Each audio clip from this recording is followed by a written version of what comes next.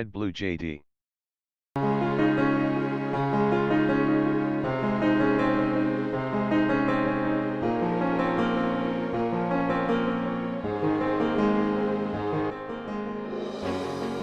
Ndagusuhuje kandi ngo ikaze mu kiganiro cyacu cya none. Umuhungu n'umukobwa iyo bari mu rukundo buri wese akora uko ashoboye kugira ngo yirinde kubabaza umukunzi we, bikaba byanaba intandaro yo gutandukana kwabo, maze icyari umunezero wa babiri kikaza kuvamo amarira bitewe n'uburyo umwe yumvagamo umukunzi we. Uku gutandukana bishobora guterwa n'impamvu zitandukanye nko kutumvikana ku kintu runaka, kudashobora kwihanganira amakosa umukunzi waba yakoze ndetse n'ibindi. Hari nubwo kandi bishobora guterwa no kumwe yakora amakosa ariko mu by'ukuri watabizi yuko ari amakosa, yewe bikaba byanabaza umukunzi wawe ku gipimo atatekerezaga. Abanga mu by'imyitwarire y'urukundo bemeza yuko nubwo abantu bose bagiye batandukana bitewe n'ibyo bemera cyangwa se ibyo baziririza, ariko ngo abahungu hari ibintu byinshi bakunze guhurizaho, yaba ari ibyo bakunda cyangwa se ibyo bakunze kwanga.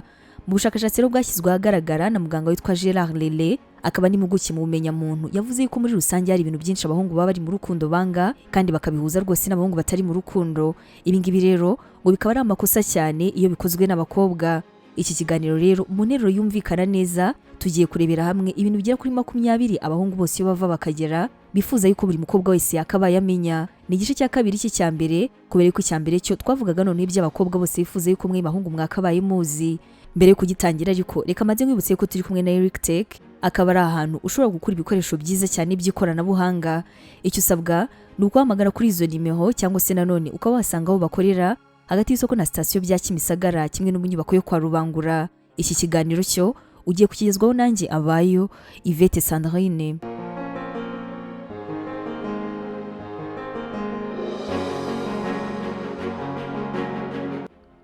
Ikintu cya mbere abahungu bose bifuza yuko mwe bakobwa mwakabaye muzi nuko abahungu banga cyane abakobwa bakunda kubabeshya, akaba ari ikintu kibi cyane kibababaza kandi kikabahungabanya.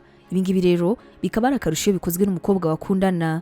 Umuhungu ugukunda by'ukuri nta na rimwe agiye yifuza kubona wamubeshye, kubera ko nayo kukubeshya nubwo ashobora kubikora nyamara nawe ifata nk'ikosa rikomeye cyane. Iyo yabigukoreye rero mu gihe yumva yuko urukundo agufitiye ruhamanya n'umutima we, hari n'igihe kigera rwose akaza kugusaba imbabazi. Kumubeshya rero ni ibintu bihungabanya cyane umuhungu, yaba mu bitekerezo, yaba mu mishinga yaragufitiye, yaba mu bikorwa, mbese buri kimwe cyose hagati yanyu kiba gihungabanye. Ikindi kandi nabwo ashobora kongera gupfa kukwizera na rimwe mu mutima we ndetse no mu maso yahita gufata nk'umukobwa ucabiranye ibintu, nk'umuntu mbese udaha cyane agaciro kandi utita ku rukundo rwanyu. Nubwo mwamura inshuti zisanzwe, iyo ubeshya umuhungu rwose agufata ukundi kandi bikamubabaza cyane. Buri muhungu wese nk'uko buriya bushakashatsi bubigaragaza ngo bayifuza yuko buri mukobwa wese yakabaye avugisha ukuri rwose akaba umunyakuri. Ikintu cya kabiri ahungu yifuza yuko uyu mukobwa wakabaye umenya, yifuza yuko niba mukundana wakwigirira icyizere kandi ukirinda kwisuzugura. Ukumva nk'umukobwa aravuze ngo uriya mukobwa si mwiza se, ngo ngiye sindi mubi kuri we. Ibi ngibi rwose kubivuga wenda ushobora kubibwira umukobwa w'inshuti yawe, ariko kubibwira umuhungu mukundana ni ibintu rwose bishobora kuguteranya nawe cyane, bishobora kugeza ku rwego mushobora no gutandukana kubera ayo magambo. Kumubwira aya magambo bishobora gutuma yumva yuko kubera guhisemo mu bandi nta kintu na kimwe bikubwiye. Kwisuzugura, kwishyira hasi, kwitinya ndetse no kutigirira icyizere ni imwe mu bintu bikunze kugaragara ku bagore ndetse n'abakobwa batandukanye. Iyi myitwarire rero iyo ukundana n'umuhungu naba yigushakaho namba, abifata nko kwifata nabi cyane, agayifata nko kwigira umunyamahanga cyangwa se umuntu utazi kwifatira umwanzuro. Abahungu rero bifuze ko abakobwa bamenye yuko kububaha ndetse no kubumvira bitavuze na gato kwisuzugura ndetse no kumva yuko nta cyizere wifitiye. Usibye n'ibindi, ibi ngibi bikaba binakurura agasuzuguro kubera ko buri wese aba yagukoresha icyo ashaka, ariko kandi nyamara iyo wiyubaha kandi ukiyumva nk'umuntu ushyitse, nta muntu n'umwe ushobora kuba yagusuzugura kuko nyine wigirira icyizere. Buri muhungu wese rero aba yifuza yuko rwose we mukobwa wakwigirira icyizere. Ikintu cya gatatu buri muhungu wese yifuza yuko we mukobwa wakabaye umenya nuko badakunda umuntu bacisha mu ijambo. Igihe umuhungu abwira umukobwa aba ashaka yuko amutega amatwi kandi akamwereka yuko amwitayeho. Akenshi rero nk'iyo umuhungu arimo arakubwira by'umwihariko uri nk'umukunzi we, yaragize akajya kumva umuciye mu ijambo, rwose ni ibintu yanga cyane. Biba bibi cyane rero yari ibintu yahaye agaciro. Uko ukomeza kugenda umuca mu ijambo ni nako akomeza kugenda gutakariza icyizere, n'ibinakubwira rwose bikagabanuka kubera yuko n'undi abizi yuko atazabirangiza. Iyi ngiyi rero ni nayo mpamvu umuhungu aba ashaka yuko umukunzi we atarangara cyangwa se ngo amuce mu ijambo igihe hari ikintu barimo baraganira. Ngo iyo uretse umuhungu yuko yitaye ku byo ari kukubwira rero bikaba bituma agera kure, akaba yanakubwira n'andi mabanga menshi cyane. Mu gihe ariko ukunda kumwereka yuko utamwitayeho, ni hahandi afata icyemezo cyo gushaka undi abitsa amabanga yari yarakugeneye. Ni wabona yuko wamwumva kandi rwose ko amwitayeho. Usibye no ku muhungu mukundana no kumva umuntu mu buzima busanzwe bituma yumva afite umutima utekanye. Niba uri umuntu ugira amagambo menshi cyangwa se ukunda kuvuga, ubutaha nurimo kuvugana n'umuhungu mugenzi wawe uzazirikane yuko adakunda na gato ko wamuca mu ijambo. Ikintu cya kane abahungu bifuze ko uyu mukobwa wakabaye umenya nuko kubabaza ibibazo byo kubapima cyangwa se kubagerageza mu bwenge, kandi ugakunda kubikora kenshi atari ikintu cyiza namba. Urugero, wenda uhuye n'umukobwa, uwo mukobwa araje arakubwiye ati shawe ntabwo ushobora kundusha imibare, ngenda arenze, ati rwose nzi indimi nyinshi cyane kuko urenza. Ahangaha uyu mukobwa nubwo waba urusha ubwenge uyu muhungu, nubwo waba rwose ubizi neza yuko nta namwe muhuriye, ntabwo ari byiza kuza kubimwereka witwaye muri ubwo buryo. Hari andi magambo meza cyane ushobora gukoresha ubimubwira ariko atari ayo ngayo yo kwiyemera. Abahungu rero ntabwo bajya babyishimira na gato, kabone n'ubwo wabikora urimo kwikinira. Ntukishyire hejuru, rwose nibyo jya wigirira icyizere, ariko kandi niba ushaka yuko abahungu mubana cyangwa se mukaba mwakumvikana, wikomeza kwigira umukobwa udasanzwe imbere yabo. Kwiyemera ni ikintu kiba muri kamere y'abahungu, ntabwo ari ikintu abatekereza yuko uyu mukobwa wakabaye ugerageza. Ubutaha ntuzongere kumupima cyangwa se kumugerageza mu bwenge niba ushaka yuko umubano wanyu uzakomeza. Gusesengura ibintu cyane cyangwa se kwigira umunyabwenge cyane ni ikindi kintu abahungu rwose banga ku bakobwa.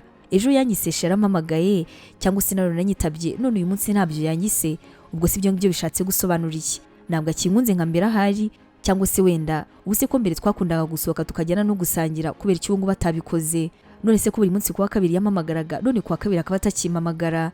Izo ngizo ni ingero zishobora gutera umukobwa kwibaza ndetse no gusesengura byinshi cyane. Ariko burya abahungu uko bateye, iyo nta kibazo gihari, hari ibintu byinshi bashobora kuvuga batabyitayeho, maze wowe mukobwa ukababona yuko rwose umubano wanyu warangiye. Ikindi kandi ugomba kuzirikana yuko umubano wanyu watangiye atari nako kuzakomeza kugeza ku iherezo. Impamvu nuko ari nk'igihe nyine baraje gutereta yifuza yuko mwakundana.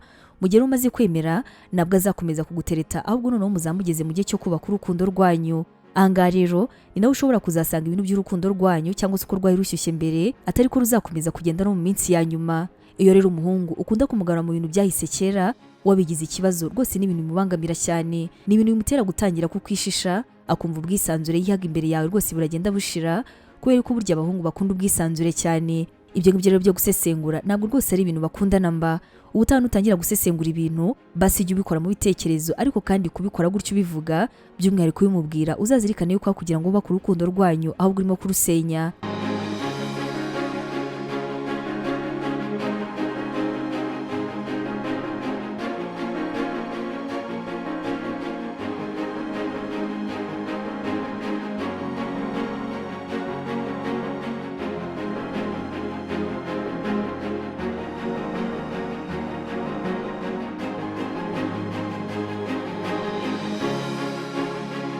Ku yindi ngingo yo kwigira ubusesenguzi cyane abahungu badakunda, naho umukobwa aba afite igitekerezo kuri buri kintu cyose.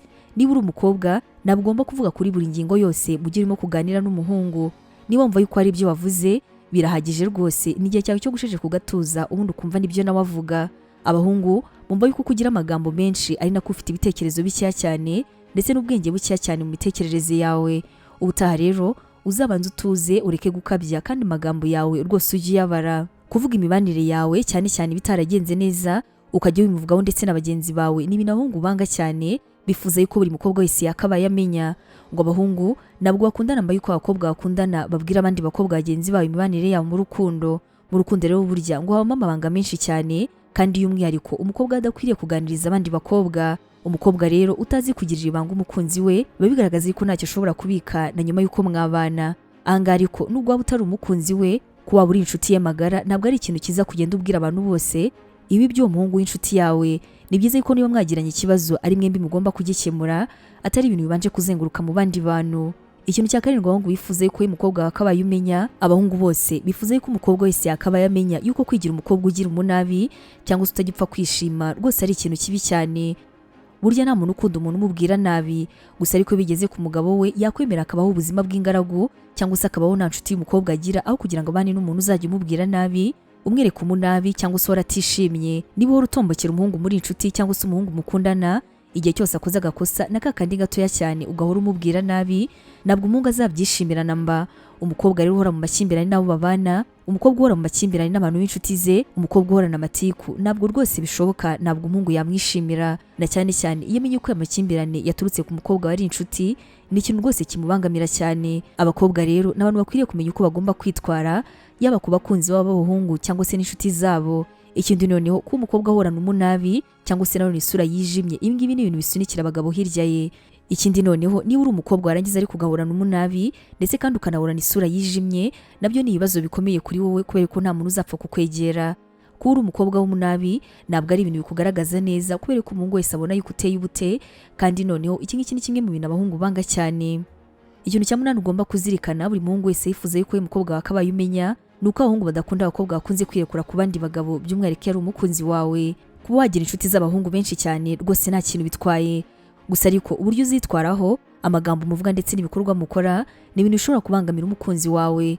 Buri muntu wese rero yifuza yuko mu gihe cyose ari inshuti n'umukobwa, yaba ari uwo bakundana cyangwa se ari inshuti ye magara, atagomba kuzengurukana n'abahungu benshi cyane, bakururana, bahoberana, bakorakoranaho, bavugana amagambo menshi cyane. Ibyo ngibyo rwose ntabwo ari ibintu yishimira.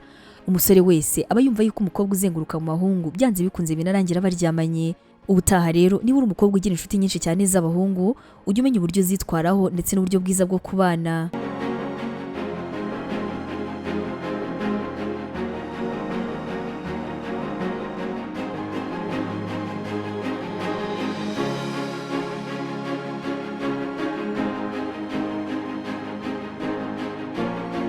Ikintu cya 9 abahungu bifuza yuko abakobwa bose bakabaye bamenya, nuko banga abakobwa bigoye cyane gushimisha, dore ko bagendera kure. Uretse n'abahungu ariko ntabwo ntekereza yuko hari umuntu wanezezwa no kuba kumwe n'umuntu ugoye gushimisha. Ni ibintu bijyana n'abakobwa cyangwa se abagore baba biteze ibintu byinshi cyane birengeje urugero. Ibi ngibi rero biba ari ibintu bigoye cyane yuko bashobora kunyurwa. Abahungu rero mu guhitamo abagore bo kuzabana nabo, nabwo baba bifuza uzabifungaho kubera yuko uyu nguyu aba asaba byinshi cyane kandi bitazanapfa bibonetse namba. Ni byiza rero rwose yuko watangira kwiga kunyurwa hakiri kare. Abahungu bose bifuza yuko abakobwa bose bamenye yuko umukobwa utizerwa ari ikintu abahungu bahuriraho mu kwanga. Iyo umugabo yatangiye urugendo rwo gushaka umukobwa ukwiriye wo kuzamubera umugore cyangwa se wo kumubera inshuti magara, ari wa mukobwa wo kwizera. Ikindi rero abagabo bakunda cyane abagore bakwizera kubera ko bitanga umutuzo kandi ku mpande zombi. Ubutaha rero nuba uri umukobwa ucabiranye ibintu, niba uri umukobwa ukunda kubeshya, uzazirikane yuko rwose ari byinshi cyane urimo kwangiza. Muri kamere z'abahungu batinya cyane umuntu ugira ishyari kuko bumva yuko ashobora no kuroga cyangwa se akaba yakora ibindi bibi. Iyo rero kano kageze uko ari umukobwa, ho biragoye cyane yuko yanamutereta kubera yuko rwose no kumugira inshuti bisanzwe iba ari ibintu bikomeye cyane. Abagabo batekereza ko abagore bagira amashyari atari nabo kwizerwa, dore ko nabo ubwabo bataba bashobora kubizera. Niba uri umuntu ugira ishyari rero, gerageza kurirwanya ndetse no kuryirinda bigishoboka, kubera ko ari ibintu bishobora kuzakugora cyane mu minsi iri imbere. Ikintu cya 12 ugomba kuzirikana abahungu bose bahuriyeho, ni uko banga umukobwa ugira imikino myinshi cyane. Kwisanzura ntabwo ari ikibazo, ndetse abantu b'ingeri zose bagira uburyo bwabo bwo gukina, cyane cyane abagore ndetse n'abakobwa. Kubagira amabanga menshi cyane uhisha umuhungu cyangwa se umuntu mugiye kuzabana, ni ikintu abahungu rwose bahurizaho banga. Ntabwo ari byiza namba ko niba umuntu ari inshuti yawe ugira amabanga akomeye umuhisha, bya byiza iyo umubwiye hakiri kare yarangiza akabyakira cyangwa se ntabyakire. Ntabwo ari byiza kujya uvuga ibintu rero ubicaho cyangwa se nanone wigize nkaho bitakureba. Ikintu cya 13 abahungu burya ngo nabo bangayikishwa n'ibyo utekereza ku misatsi yabo, bangayikishwa n'ibyo ushobora gutekereza ku ruhu rwabo, bangayikishwa n'ibiro byabo ndetse n'imyenda yabo. Umuhungu witwa Louise yaravuze ati, inshuti yanjye magara n'umukobwa, ejo bundi yambwiye yuko umusatsi wanjye ngo warujagaraye, ati mu by'ukuri naraye ntasinziriye ndi kuri internet nshaka ikintu cyatuma umusatsi wanjye wongera kuba mwiza. Ati ntabwo nari nzi ko ari ibintu rwose nshobora guha agaciro. Undi witwa Simon nawe yavuze ko ngo umukobwa yamubwiye ko afite ikida kinini maze biramubangamira cyane, amara iminsi ari muri siporo. Ikindi ngo burya umuhungu iyo umubwiye ko agira umwanda warangiza ukabivuga ubihagazeho, iyo uri umukobwa ubimubwiye rwose arikosora, byatinda cyangwa se byabanguka aba ari ibintu azahindura.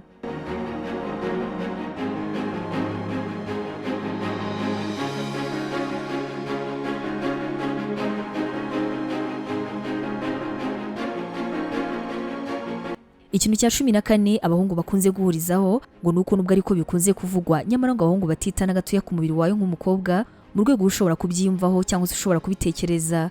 Stephen yaravuze ati, niba hari ikintu kimwe nashobora kwihanganira ni igihe umukobwa aza akambaza ngo narabyibushye cyane. Oya rwose ntabwo mba mbizi niba warabyibushye cyangwa se unanutse. Akomeza asobanura yuko ngo kuri kuba guhari ari uko abakobwa ubwabo ari bo baba biyizi kuruta uko abagabo bashobora kubabona. Gusa ariko abahungu ndetse n'abagabo bashobora kubona ibyo ngibyo byo kubyibuha cyangwa se kunanuka mu gihe rwose byarengeje urugero. Ntabwo bashobora kuvuga itandukaniro ritoya hagati y'ubunini ndetse n'ingano isanzwe, dore ko ngo bashobora kuyatirwa n'abakobwa ariko ari ibintu rwose bibagora cyane.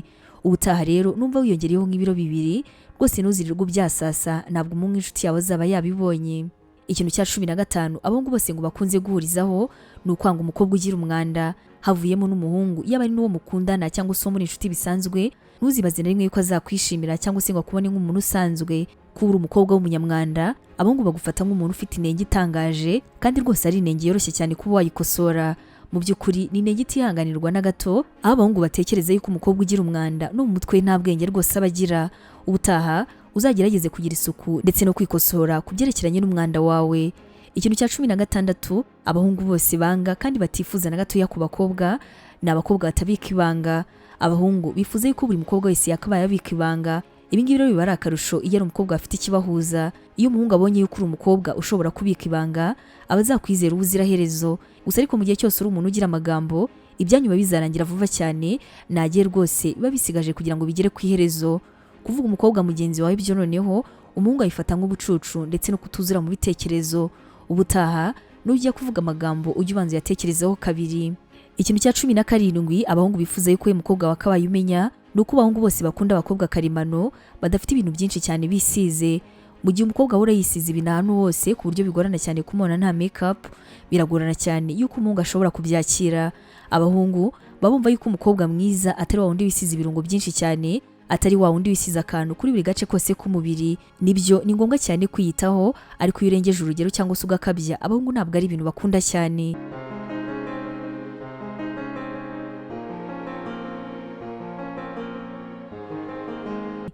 Ikintu cya 18 abahungu bifuza yuko kumubaza ubutunzi bwe ari ikintu rwose wakabaye ubika mu mutima wawe aho kugira ngo ubashe kubimubwira.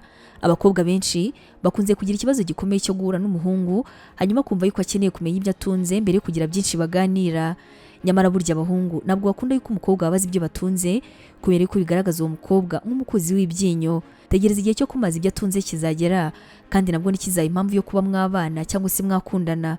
Mushobora kuba mwabiganiraho kubera ko ari wabitangije cyangwa se hari impamvu zima yabiteye. Witangira kuba inshuti n'umuntu ngo nurangiza uhita unatangira kumubaza ngo utunze iki, ese ufite ibihe bintu. Ni ibintu abahungu benshi cyane bifuza ko buri mukobwa wese yakabaye amenya. Ikintu cya 19 abahungu bose bakunze guhurizaho nuko abahungu badakunda abakobwa biyoborera. Ushobora gutekereza yuko kuba umukunzi mwiza ku muhungu mukundana ari ukumureka agatangira kukiyoborera. Ushobora gutekereza yuko kureka inshuti zawe ukareka ababyeyi bawe ndetse n'abavandimwe bawe bose ugatangira kubihorera ari ikintu rwose kizakurura umuhungu mukundana. Niba ari gutyo ubitekereza uribeshya cyane. Umuhungu nabwo yifuza umuntu bazakundana ngo yibagirwe abantu be ba mbere. Yifuza yuko niba mukundana ukunda umuryango wawe uzakomeza kuwukunda. Yifuza yuko niba mukundana ukunze gusohokana n'inshuti zawe uzakomeza gusohokana nazo rwose nta kibazo.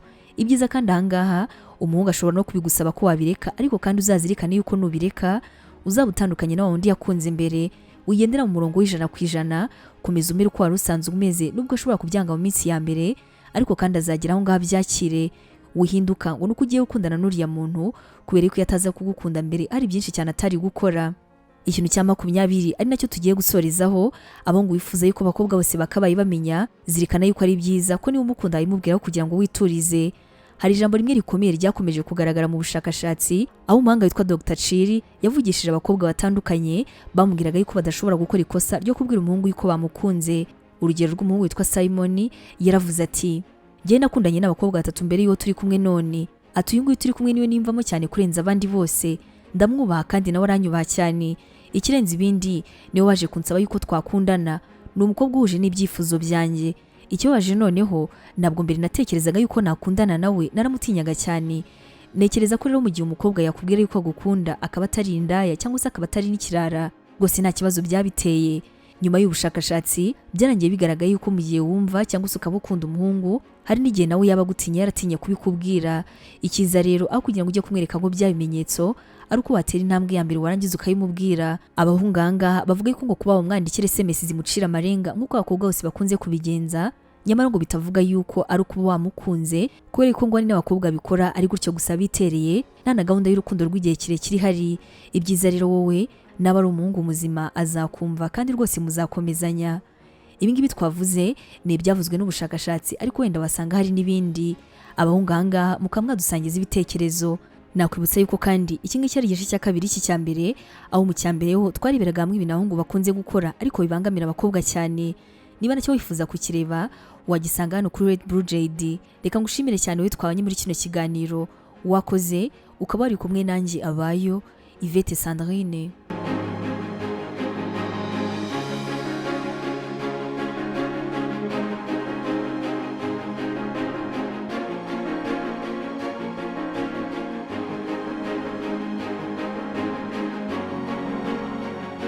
Abacuruzi bafite ibicuruzwa na serivisi nziza ariko bafite ikibazo cy'uko abantu benshi batazi ubucuruzi bwabo.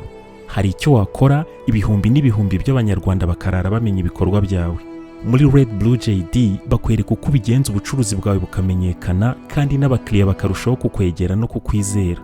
Bafotora ibikorwa byawe, bagasobanura ubuziranenge bwabyo, bakanabimurikira abakiriya. Bafotora abageni, bakanababikira video z'ubukwe bwabo kuri YouTube ku buryo nta kibazo cyo kongera kubura amashusho cyabaho. Abaririmbyi babakorera amashusho y'indirimbo zijyanye n'igihe, bakanabafasha kumenyekanisha ibihangano byabo. Abantu basobanutse bamaze kumenya ibyiza byo gukorana na Red Blue JD. Abakorera munsi y'isoko rya Kimisagara werekeza Nyabugogo. Wahamagara kuri 0788 36 53 55. Byigeze bikubaho kwitabira ibirori, inama cyangwa se ibindi bikorwa bikaba uhari ukabikurikirana kuva bitangiye kugera bisoje, ariko nyuma y'ukwezi kumwe ugatangira kwibagirwa bimwe mu bice by'uko uwo muhango wagenze kandi wari uhari? Niba urimo kureba aya mashusho ni uko udashobora kwihanganira kureba amashusho no kumva amagambo atari meza. Turi miliyari 7 z'abantu kuri iyi si. Abarenga miliyari 4 muri twe dukoresha internet. Buri wese muri twe arihariye, ateye ukwe, afite ibyo akunda ku giti cye adahuje n'undi uwo ari we wese. None niba dutandukanye, kubera iki twagira ubwoko bumwe bw'ibirori? Kubera iki inkuru zacu abantu bazi barakimwe?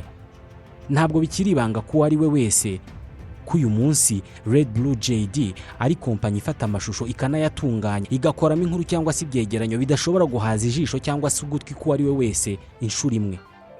Red Blue JD ni inkuru yo kubara, ariko cyane cyane ni inkuru ivuga uburyo abantu bafata amafoto meza y'ubukwe n'ibindi birori. Inkuru y'uburyo babika amashusho y'ibirori n'ibindi bikorwa kuri internet, ubwo ukabubonye uburenganzira bwo gutunga amashusho yawe ubuzima bwose. Nta muntu nzi wakoze ibirori, inama n'ibindi bikorwa ngo areke gushimishwa no kongera kugira bya byishimo cyangwa se kwiyumva nk'uko yiyumvaga cya gihe. Ibi bikaba atagombye gusubiramo bya birori, ahubwo akabikesha amashusho n'amafoto yafashwe mu buryo bwiza. Umuntu wese uvuze ibirori bishingiye ku muryango no ku mibanire abavuze ubukwe. Uvuze ubukwe bwagenze neza abavuze amashusho n'amafoto yabwo yafashwe neza.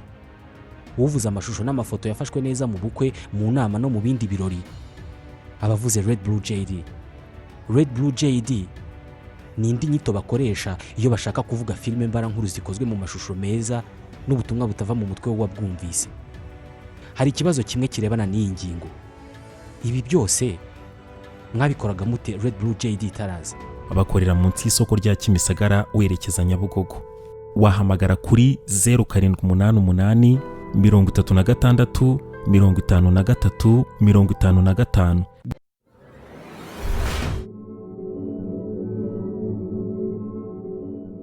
Red Blue JD.